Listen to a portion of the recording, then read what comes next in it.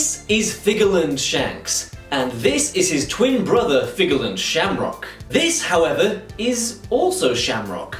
Or is it actually Shanks? Could it even be a secret third brother, Shrek? Okay, probably not that one, but maybe. At the time of this recording, we still do not know for sure which brother appears in this scene. So in this video, I'd just like to break down the evidence for and against either side of that coin. Now, I did mention in a recent video that I was leaning pretty heavily towards the Shamrock theory, although upon fully revisiting this scene, I'm no longer so sure. However, for the moment, I do want to just put that aside, put that in a box, and just look at the facts. During the Reverie, a cloaked figure has a secret meeting with the Gorosei, the highest authority in the world, at least so far as the public is aware. Not everyone knows about the emu situation. Topman comments on this being an unusual meeting, to which this figure responds that he knows and appreciates being given this time. He goes on to say that he is there to talk about a certain pirate, and here we see the face of a Figurland. And that is it. That is all that we know for sure. Those are the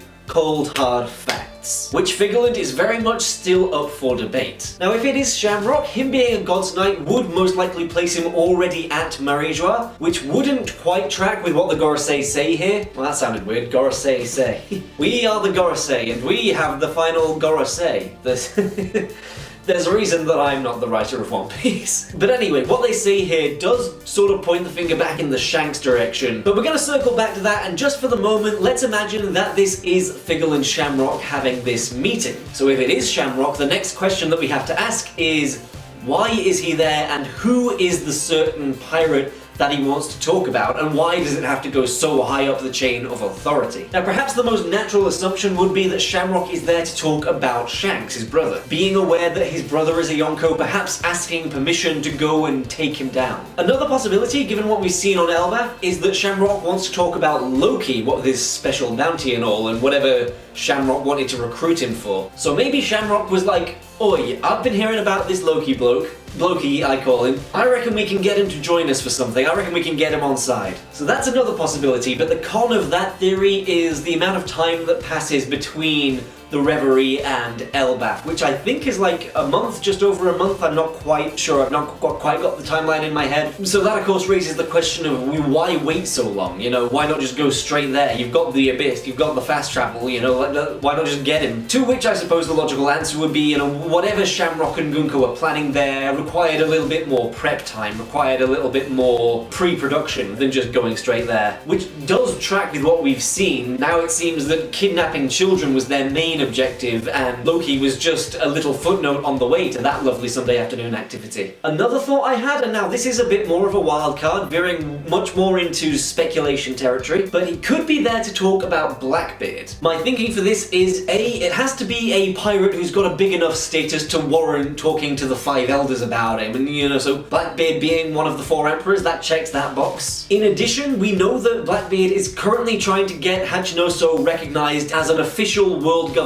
island, for reasons that we still don't know, but he's trying to do that. But it does mean that contact between Blackbeard and Marie-Joie is not out of the question. I mean, in fact, we've seen Lafitte break into Marie-Joie way back in the day when he was putting Blackbeard's name forward for a Seven Warlords nomination. So that's another factor that goes into that line of thinking. Another element here which makes me think that Blackbeard could be a likely candidate is, so when you think of who the final boss of One Piece will be, there's two strong contenders. One of them is Emu and the Elder Stars, which is a great name for a band. That's a good name for a band, Gary. You should write that down. I will. And the other one is, of course, Blackbeard. These two encounters feel like inevitable conflicts that we're going to have to deal with at some point late on in the final saga. And I have found myself thinking, you know, which way round is it going to be? Are we going to fight the Blackbeard pirates and then go on to deal with Emu and the Five Elders? Or is it going to be vice versa? Are they going to, you know, finally defeat Emu and think everything's okay, and then suddenly Blackbeard's going to pop out and ruin everything? Kind of like how Saruman overtakes the Shire at the end of Lord of the Rings, in the book at least. You think you've defeated like the Dark Lord, but then there's still this other arsehole who's running around ruining things. You know, I can see it going either way round.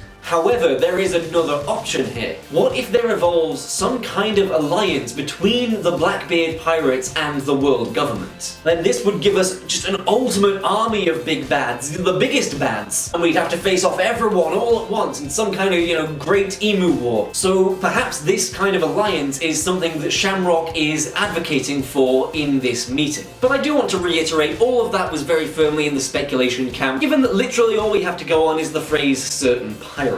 The other contender that could be on the table is Luffy. I mean, he had just ruined Big Mom's whole career. He had either just been or was about to be declared a 5th emperor by Morgans, so it stands to reason that he might be a hot topic of conversation. The thing that puts me off that line of thinking, though, is why wouldn't Oda just reveal it there and then? Why wouldn't he have him say, I'm here to talk about Straw Hat Luffy? So I still think it could be, but I think it's more likely that it's someone else. I mean, it could be someone we just haven't met yet. It's entirely possible. But based on the way that this whole thing is presented, it does again seem more likely that it is someone that we already know. However, with all of that said and done, there is still an elephant in the room here when we're talking about Shamrock. And no, I don't mean Funkfried. For once, I'm not talking about Funkfried. Unless Funkfried's the certain pirate. Wait, no, Funkfried's not even a pirate, he's a CP9 member. The point is, there is that sticking point as to what the Gorosei say here. If this is Shamrock, then why would this meeting be unusual? Shamrock is a god's knight. He is among one of the higher authorities in the world. From what we've seen of the dynamic on Marijoire, it seems like that would be a semi-regular occurrence at least. So what gives? What position are they referring to? Now I could try and make the argument that Shamrock being Shanks' brother has put kind of a stain on his reputation and that's what they're referring to, but we've seen that Figolin Garling is respected as anything up there, so that doesn't really track. In addition, they're saying, oh, you've travelled a long way, so I could try and make the argument that Shamrock was away on a mission and has specifically come here to talk about whatever this is. But again, Shamrock has access to the fast travel, the abyss we've just seen, so that again doesn't quite work. The only other thing I can think of is there's some secret history to Shamrock that we are yet to be made aware of. And we really do know very little about him. And maybe we'll find that out, and that will then, in hindsight, make these things make sense. But that's really all I've got, and I'm starting to feel like I'm stretching more than Luffy does. Ultimately, this dialogue right here does a lot to swing that needle way back in the Shanks direction, which is this way, I've decided. So let's take Shamrock off the table, get him out of here, and let's bring in Shanks and revisit this scene. Because if it is Shanks meeting with the Elder Stars here, then these lines make perfect sense. Shanks does not have access to the fast travel, so it would make sense, why have you come all this way? In addition, Shanks being a Yonko makes the line about his position make sense. Why are you one of the 4 emperors coming here? We should be literally on opposing sides of this grand conflict. We are enemies.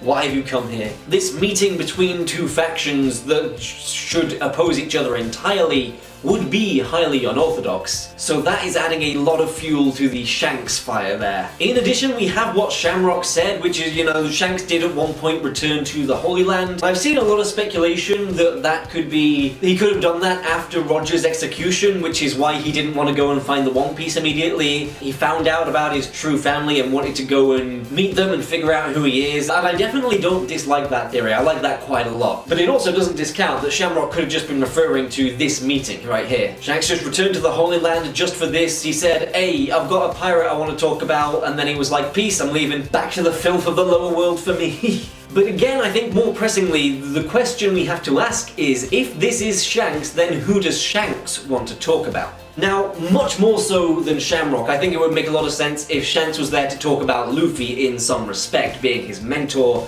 having that close link with him. Perhaps wanting to warn the world government, back off his protege, something like that. Although I don't fully subscribe to that idea, because I feel like both Shanks and Luffy would prefer Luffy to succeed under his own steam, rather than having this kind of assist from the sidelines. But still, it's an option. Blackbeard again could be on the table here, but for the opposite reason that I was saying that Shamrock would want to talk about him. Shanks could be there to warn the world government away from forming an alliance with Blackbeard. He could be there to be like, no, Teach is more dangerous than anything. Look, we should be 2 naturally opposed sides, but in this matter, we've got a like form our own uneasy alliance to stop Teach and whatever he wants to do. Form like an enemy of my enemy style arrangement. Boggy is also not out of the question, as you know, being a pirate that Shanks has a really close personal link with, someone who at the time was one of the soon-to-be dethroned 7 warlords, and a little bit later would become a rethroned Yonko in his own right. And again, an as of yet unknown character is still an option here. But again, I still don't know, I don't feel like it is going to be. I think it is going to be someone that we know who it is already. So when you look at it, there is actually a lot of evidence pointing us towards Shanks here.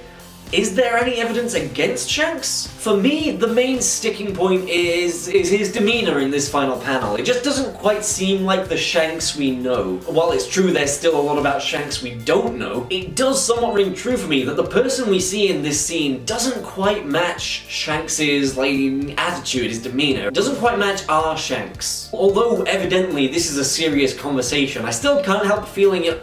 Our Shanks wouldn't be this stern. He'd still maybe have a little bit of a glint in his eye. I mean, Luffy himself put it best right here. Shanks is a cheerful guy who isn't full of himself. And Luffy has proven time and time again that he is a great judge of character. His first instincts about someone are rarely wrong. He instinctually knew that he could trust Law when they formed their alliance on Punk Hazard. He instinctively knew which Mr. 3 on Little Garden was the real one. He knew that Robin didn't really want to die in Eddie's lobby. He knew that Lucci was the main guy that he needed to fight.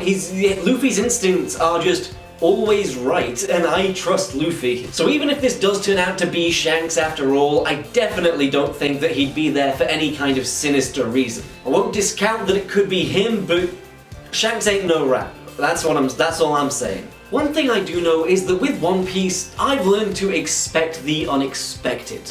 And, you know, sometimes even when expecting the unexpected, you get slapped in the face by another, even less expected thing than that, so unexpected that you didn't even know not to expect it. So I guess what I mean by that is, Figgle and Shrek has a chance. In all seriousness though, I don't think that I can definitively come down on an answer for which twin this is at this moment. There's still just so much we don't know about either brother or this scene specifically. However, I am pretty sure that at some point, perhaps even in the Elbaf arc itself, we are going to get a flashback to this scene. We're going to get that flashback and then we're going to see definitively which Figureland is in this scene and which pirate that they are talking about. But for now, all we can do is continue to speculate. And boy are we good at that. Is this Shamrock or is this Shanks? And just who is this certain pirate that they want to talk about? Is it Luffy? Is it Blackbeard?